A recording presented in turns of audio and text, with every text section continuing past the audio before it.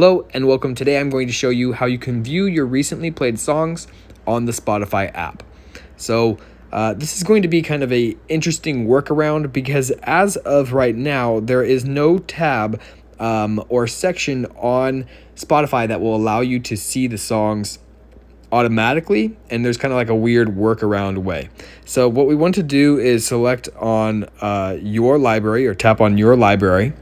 And then we want to select one of our playlists. So I'll just select here where it says example. And now in here, we need to add songs. So I can tap on add songs.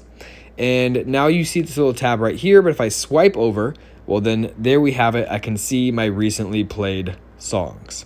Okay. Keep in mind that sometimes you might have more tabs than just two.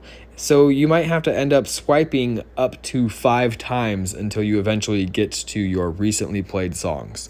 So again, this is kind of a interesting workaround. Maybe in the future, Spotify will add a section that you can just see your recently played songs without having to go to a playlist. But this is how we have to do it for now. If this helped you out, please like and subscribe. I make daily how-to videos, so if you never want to miss one of those, be sure to subscribe, and I will greatly appreciate it. I will see you next time.